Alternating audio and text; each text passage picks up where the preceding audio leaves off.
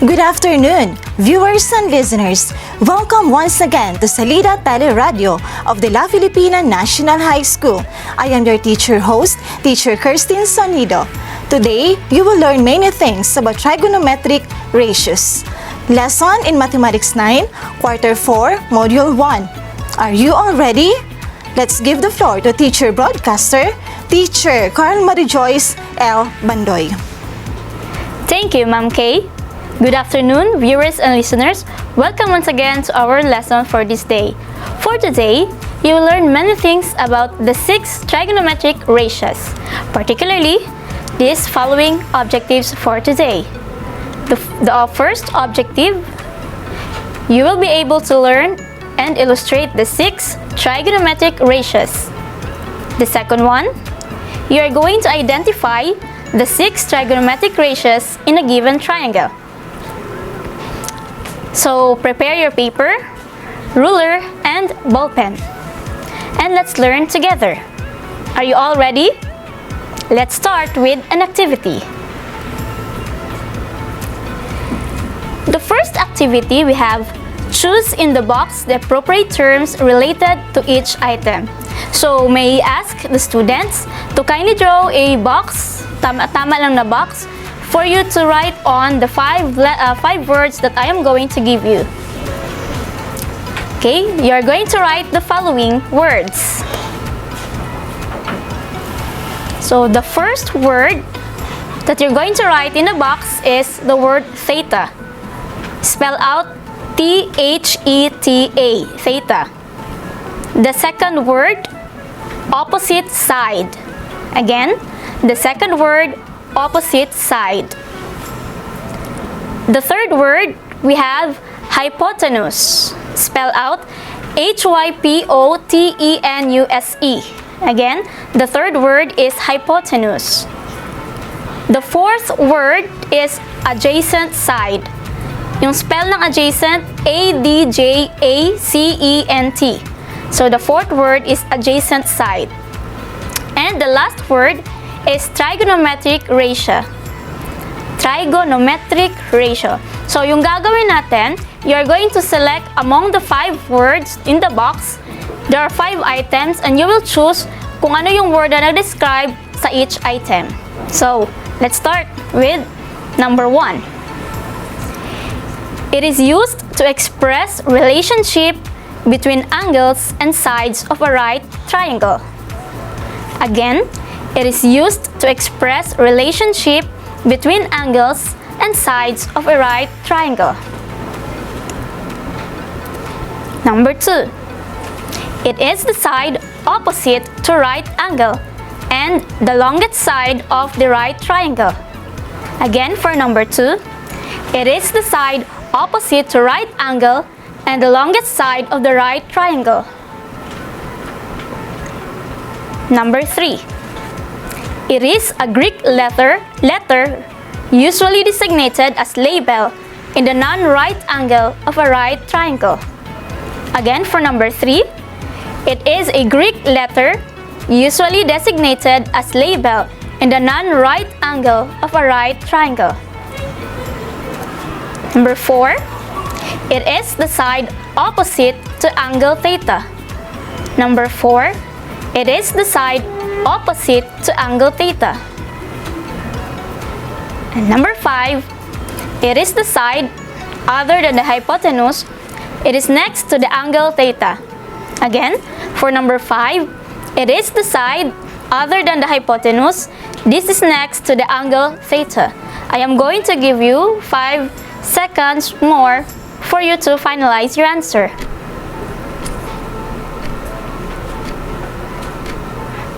Okay, time is up. Now let's reveal the answers. For number 1, the answer is trigonometric ratio. It is used to express the relationship between angles and sides of a right triangle. Number 2, the answer is hypotenuse. It is the side opposite to the right angle and the longest side of the right triangle. Number 3, the correct answer is theta.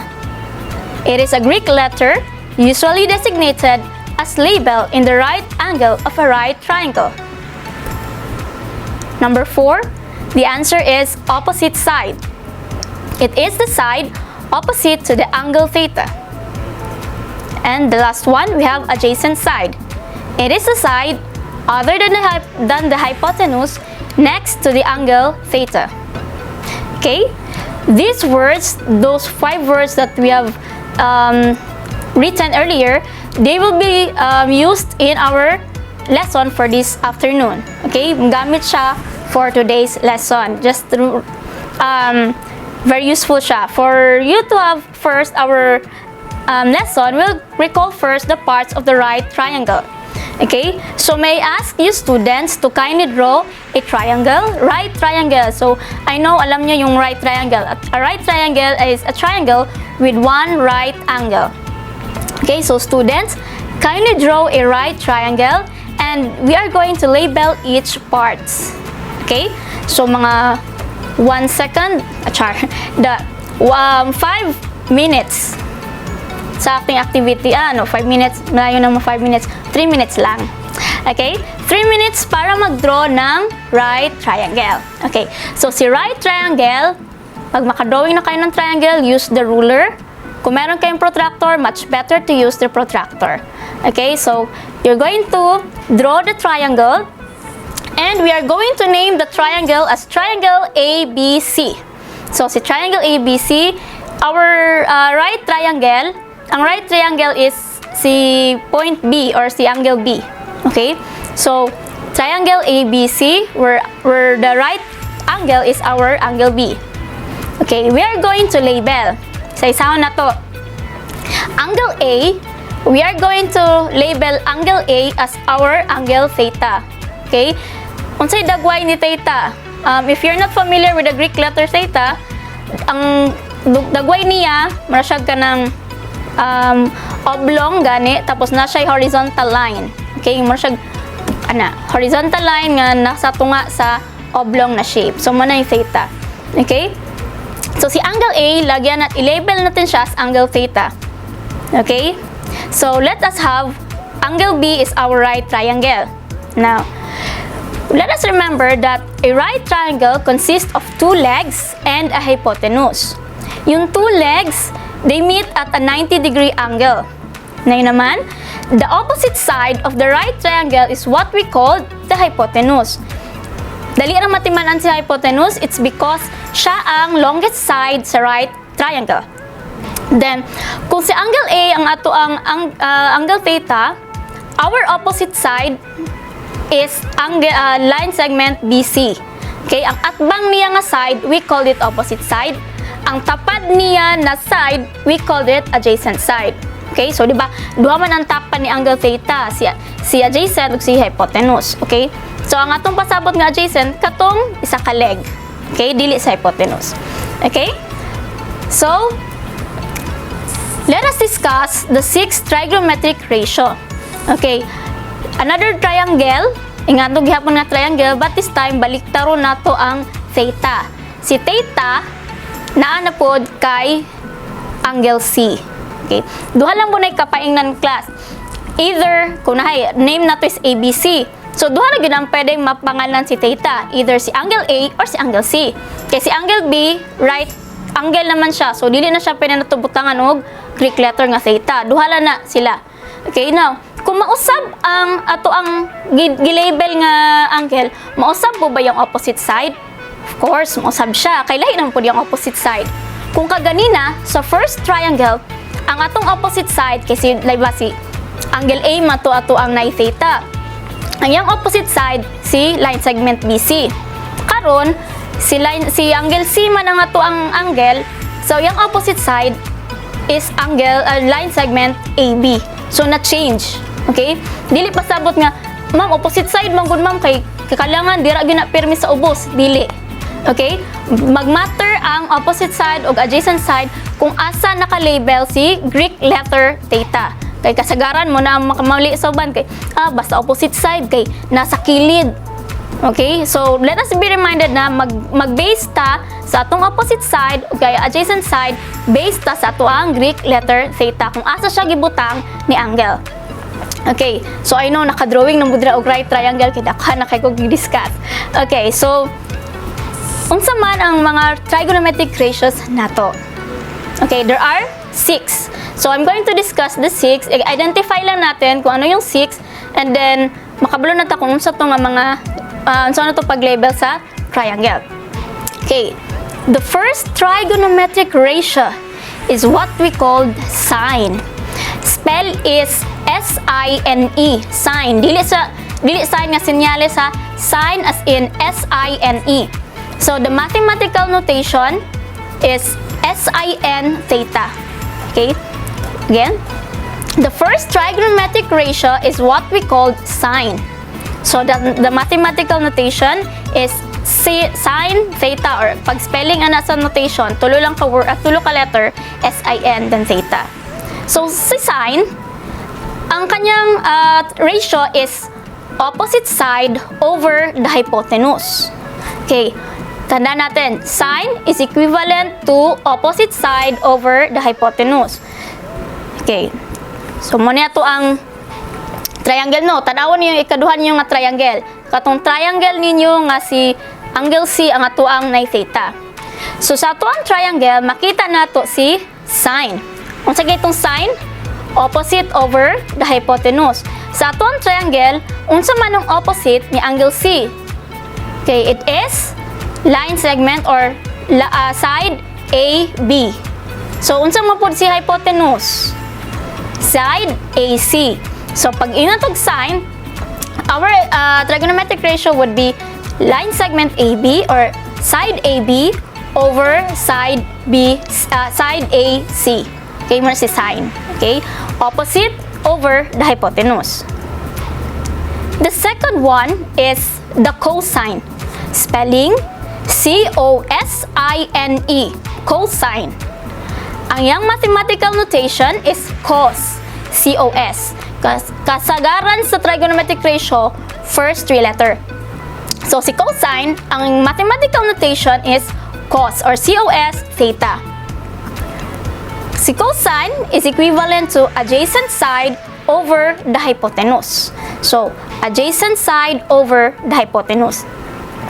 Balikan nato si triangle nato. Okay, since cosine man siya, ang angle C nato, unsa man ang iyang adjacent side? Diba?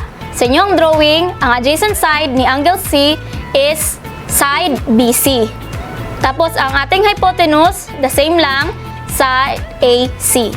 So, our cosine is equivalent to side BC over side AC. Okay. Next, the third trigonometric ratio, tangent. Okay? Tangent, spelling T-A-N-G-E-N-T, tangent. Tangent or the notation is tan. Okay, T-A-N. Usually, we will find at one the calculator. Kanang cosine of tangent. Namunagila silang tulo sa calculator. Okay, so si tangent theta is opposite side over the adjacent side. Again, tangent, opposite side over the adjacent side. Balikan nato ang atuang triangle. So, asa man ato ang opposite side? Kung si angle C, ang atong opposite side is, okay, AB. How about si adjacent side? Adjacent side is line BC. So, tangent is equivalent to AB or line side AB over side BC. Okay, the fourth trigonometric ratio is cotangent. Spelling C-O-T-A-N-G-E-N-T. So, ang mathematical notation, COT theta. Okay, cotangent is equivalent to hypotenuse over the opposite side. Again, cotangent is equivalent to hypotenuse over the opposite side. Okay? Let us try to see our triangle. So, si triangle natin is si angle C ang ating labeled angle. So, ano yon? Hypotenuse. What is our hypotenuse? It's line segment AC. What about the adjacent side? Opposite side rather. It's line segment AB. So, si cotangent, hypotenuse over the opposite side. So, cotangent is equivalent to AC over AB. The next trigonometric ratio is secant, spelling SECANT, secant. The mathematical notation SEC theta, okay, sec. Secant is equivalent to hypotenuse over the adjacent side. Again, secant is equivalent to hypotenuse over the adjacent side. Okay, so in our given figure, secant is line segment AC over line segment BC. Okay? The next trigonometric ratio is cosecant. Okay, cosecant, spelling COSECANT, or the mathematical notation CSC theta. Cosecant is equivalent to adjacent side over the opposite side. Again, cosecant is equivalent to adjacent side over the opposite side. So, sa triangle na ginawa ninyo, our cosecant is lines BC over line AB. So, adjacent side over the opposite side. Okay, to sum it up, we have the 6 trigonometric ratios. We have sine, cosine, tangent, cotangent, secant, cosecant. So if you notice, sine, cosine, and tangent are the basic trigonometric ratios, and cosecant, secant, and cotangent are the reciprocals or the inverted fractions of sine, cosine, and tangent. Okay, let us practice what you have learned for today's activity. Let us identify the 6 trigonometric ratios in the given triangle. So this time, ibibigay ko ang line segments, and you're going to identify what trigonometric ratios ang ginadescribe nila. Okay, you are going to use the first figure that you have, first triangle. The first triangle that you have, iba ang angle A ang naay theta. Okay, so si first triangle na to, itong sa review na to kaganina na triangle, mo itong gamiton sa tuwang activity for this time. Okay, so si angle A ang naay theta. Okay, so I'm going to give the 6 ang ibibigay ko, and then you're going to identify what trigonometric ratios ang ginadescribe niya. Okay, for number 1, line segment AB over line segment BC. Much better if you're going to write also the item para mas madali nyo ma-identify. Okay, again, number 1, line segment AB over line segment BC. Number 2, line segment BC over line segment AC. Number 2, line segment BC over line segment AC. Number 3, line segment AC over line segment AB. Again, number 3, line segment AC over line segment AB. Number 4, line segment BC over line segment AB. Number 4, line segment BC over line segment AB. Number 5, line segment AB over line segment AC. Number 5, line segment AB over line segment AC. Number 6, line segment AC over line segment BC. Number 6, line segment AC over line segment BC. Okay, I am going to give you 3 minutes to answer the given. Timer starts now.